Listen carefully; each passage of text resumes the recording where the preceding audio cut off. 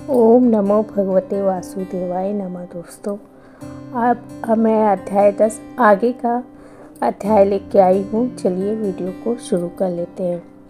नारद जी बोले, हे तपोनिधे, परम क्रोधी दुर्वासा मुनि ने विचार करके उस कन्या से क्या उपदेश दिया, सो आप मुझसे कहिए। सूत जी बोले, हे द्विजो, नारद का वचन सुन के समस्त प्राणियों का हित कर दुर्वासा का गुहा वचन बद्री नारायण बोले। श्री नारायण बोले, हे नारद, मेधावी ऋषि की कन्या के दुख को दूर करने के लिए दुर्वासा ऋषि ने जो कहा वो सुनो। दुर्वासा ऋषि बोले, हे सुंदरी, गुप्त से भी गुप्त उपाय मैं तुझसे कहता हूँ। यह विषय किसी से भी कहने योग्य नहीं है, तथापि मेरे लिए तो मैंने ये विचार ही लिया है। मैं विस्तार पूर्वक न कहकर तुझसे संक्षेप में कहता हूँ। हे सौभाग्य, इस मास से तीसरा मास जो आवेगा वो पुरुषोत्तम मास है। इस मास में तीर्थ में गंग स्नान कर मनुष्य भ्रूण हत्या से छूट जाता है। हे सुंदरी, कार्तिक आदि 12 मासों में इस पुरुषोत्तम मास के बराबर कोई मास नहीं है। जितने मास तथा पक्ष और पर्व हैं वे सब पुरुषोत्तम मास की 16वीं कला के बराबर भी नहीं है। वेदोक्त साधन और जो परम पद प्राप्त है, 12,000 वर्ष गंगा स्नान करने से भी जो फल मिलता है और सिंहस्थ गुरु में गोदावरी पर एक बार स्नान करने से जो फल मिलता है, हे सुंदरी, वही फल पुरुषोत्तम मास में किसी भी तीर्थ पर एक बार स्नान करने मात्र से ही मिल जाता है।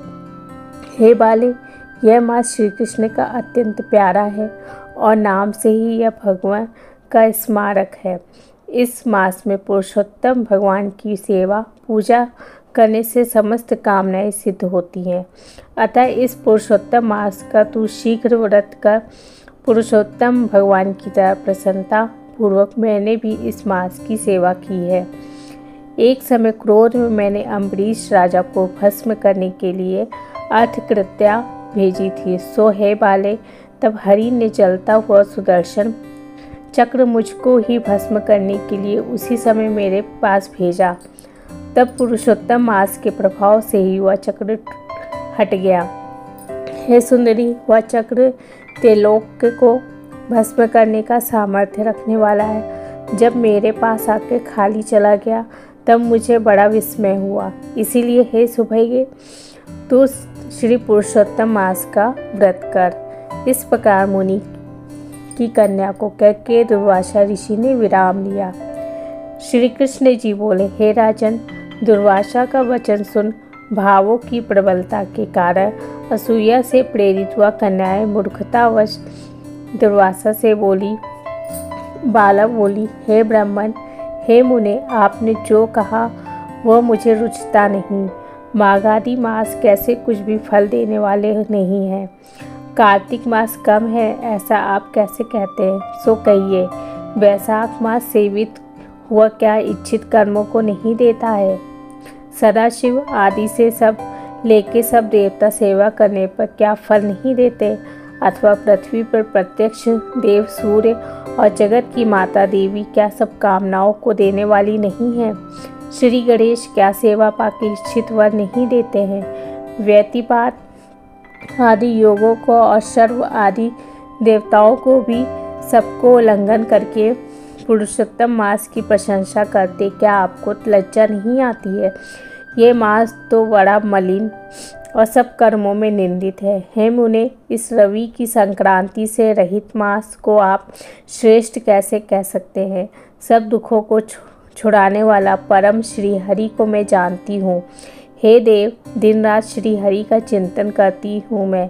जानकी पति राम और पार्वती पति शंकर के सिवाय किसी को नहीं देखती हूँ।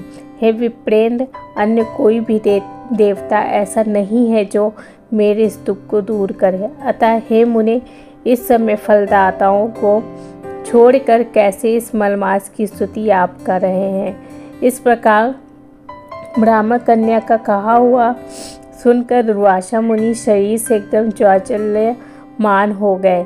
नेत्र क्रोध से लाल हो गए। इस प्रकार क्रोध पर आने पर भी कृपा करके मित्र की कन्या को श्राप नहीं दिया। वो सोचने लगे कि वह मूर्खा है, हित अहित को नहीं जानती, अभी बुद्धि इसकी पूर्ण नहीं है।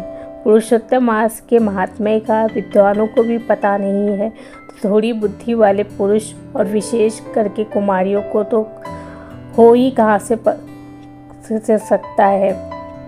ये कुमारी कन्या माता पिता से रही, दुखाग्नि से जली हुई, अतः अति उग्र मेरे श्राप को कैसे सहन कर सकती है। इस प्रकार सोच के कृपा से मन में उठे क्रोध को शांत किया और स्वस्थ होकर दुर्वासा मुनि उस अति विहल कन्या से बोले। दुर्वासा बोले, हे मित्र पुत्री, तेरे ऊपर मेरा कुछ भी क्रोध नहीं है। ये निर्भाग्य, जो तेरे मन में आवे वैसा ही कर। और हे बाले, और कुछ भविष्य कहता है सुन। पुरुषोत्तम मास का जो तूने अनादर किया है उसका फल तुझे अवश्य मिलेगा, इस जन्म में मिले अथवा दूसरे जन्म में मिले। अब मैं नर नारायण के आश्रम में जाऊंगा। तेरे पिता मेरा मित्र था, इसलिए मैंने शाप नहीं दिया। तो बाल भाव के कारण अपने शुभाशुभ तथा हिताहित को नहीं जानती है। शुभाशुभ भविष्य की को कोई नहीं टाल सकता। अच्छा, हमारा बहुत समय व्यतीत हो गया, अब हम जाते हैं, तेरा कल्याण हो। श्री कृष्ण बोले। ऐसा कह के महाक्रोधी दुर्वासा मुनि ऋषि शीघ्र चले गए। दुर्वासा ऋषि के जाते ही पुरुषोत्तम की उपेक्षा करने के कारण कन्या निष्प्रभा हो गई। तदंतर बहुत देर तक कन्या ने सोच विचार कर यह निश्चय किया कि देवताओं के भी देवता तत्काल फल देने वाले पार्वती पति शिव की तप द्वारा आराधना करूंगी। हे नृप, मेधावी ऋषि की कन्या ने मन से इस प्रकार निश्चय करके अपने आश्रम में ही रह के भगवान शंकर की कठिन तप करने को तत्पर हो गई। सूत जी बोले, बहुत फलों के दाता लक्ष्मीपति को ही वैसे ही सावित्री पति ब्रह्मा को छोड़ के एवं दुर्वासा के प्रबल वचन की निंदा कर वह ऋषि कन्या अपने आश्रम में ही अंधक को मारने वाले शंकर की सेवा के लिए तत्पर हो गई। दोस्तों, ये था अध्याय 10 की कहानी। अब आगे की कहानी में बने रहिए मेरे साथ। मेरे वीडियो को लाइक शेयर सब्सक्राइब कर लीजिए। मिलते हैं नेक्स्ट वीडियो में, तब तक के लिए धन्यवाद।